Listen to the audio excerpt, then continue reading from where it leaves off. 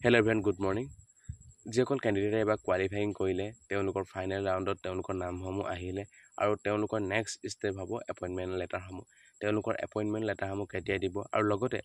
তেওঁলোকৰ যি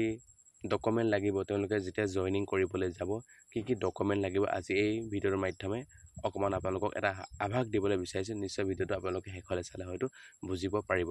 প্ৰথম যদি আমি চাওঁ এপইণ্টমেণ্টৰ ক্ষেত্ৰত এবাৰ যিসকল কেণ্ডিডেটে কোৱালিফাই কৰিলে এডিআই হওক বা আছাম পুলিচতে হওক বা ডিএছএছতে হওক বা পোষ্ট গ্ৰেজুৱেট টিচাৰ বা গ্ৰেজুৱেট টিচাৰে হওক আৰু আমাৰ আছে LP UP যিসকল টিচাৰ আছে তেওঁলোকৰ ৰিজাল্টসমূহ খুব সম্ভৱ এইকেইদিনতে দিব গতিকে তেওঁলোকৰ যি ফাইনেল ৰিজাল্টসমূহ পোৱাৰ পিছত তেওঁলোকৰ এপইণ্টমেণ্টসমূহ কেতিয়া দিব আমাৰ অসম মুখ্যমন্ত্ৰীজনে কৈছিলে যে এপইণ্টমেণ্টসমূহ নৱেম্বৰ মাহতে দিয়াৰ কথা আছে গতিকে নৱেম্বৰ মাহতে এপইণ্টমেণ্টসমূহ আপোনালোকে পাব খুব সম্ভৱ আপোনালোকে এইকেইটা দিন ৰ'ব লাগিব আপোনালোকে যদি এপইণ্টমেণ্টসমূহ পায় খুব সম্ভৱ আপোনালোকৰ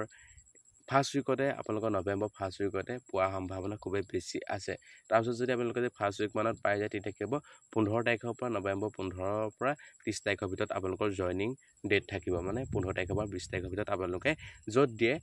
আপোনালোকে জইনিং কৰিব পাৰিব পোনপ্ৰথমে আমাৰ যিটো জইনিং হোৱা আগতে প্ৰথম হ'ব কি হ'ব এপইণ্টমেণ্ট লেটাৰখন দিয়াৰ আগতে আপোনালোকৰ যিখিনি ডিপাৰ্টমেণ্টখিনি এলটমেণ্ট কৰিব লাগিব এলটমেণ্ট কৰাৰ পাছত আপোনালোকৰ কি হ'ব এপইণ্টমেণ্টসমূহ দিব গতিকে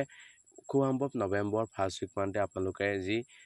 এপইণ্টমেণ্টসমূহ পোৱাৰ সম্ভাৱনা খুবেই বেছি আছে গতিকে এইকেইদিন সময় আপোনালোকে ৱেইট কৰিব লাগিব ধৈৰ্য ধৰিব লাগিব বহুতে সুধি আছে বাবে ক'লোঁ আপোনালোকে নৱেম্বৰ মাহত পাই যাব খাটাং আমাৰ অসম মুখ্যমন্ত্ৰীজনে কৈছে নৱেম্বৰ মাহত দিয়া কথা গতিকে নৱেম্বৰ মাহত আপোনালোকে এপইণ্টমেণ্ট লেটাৰসমূহ পাই যাব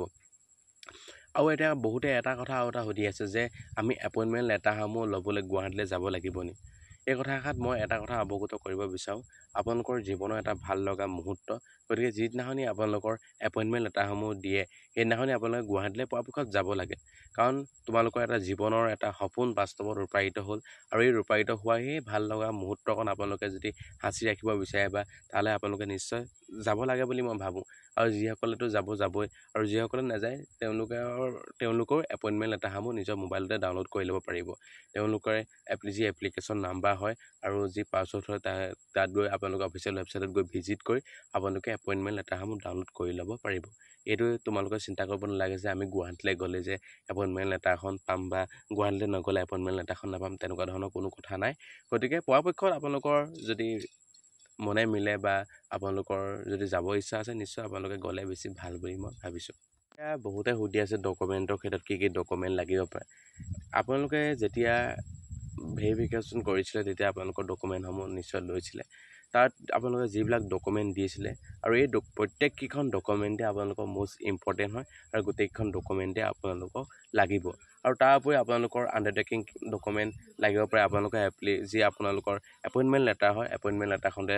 লিখা থাকিব ক'ড এফিডেভিট লাগিব পাৰে ফটো লাগিব পাৰে এইবিলাক ফেমিলি নমছৰ যিবিলাক ডকুমেণ্ট এইকেইটা ডকুমেণ্ট নিশ্চয় আপোনালোকৰ এপইণ্টমেণ্ট লেটাৰখনতে লিখি দিব গতিকে ইমান চিন্তা কৰিবলগীয়া বিষয় নহয় চিন্তা কৰিব নালাগে আপোনাৰ চাৰ্টিফিকেট হওক বা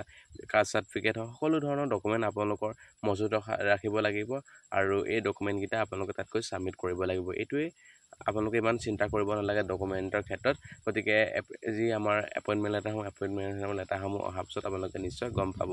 গতিকে এইটোৱে আপোনালোকৰ মাজত সৰু এটা ইনফৰ্মেশ্যন দিবলৈ বিচাৰিলোঁ আৰু আজিলৈ ভিডিঅ'টো ইমানেই ধন্যবাদ জয় অসম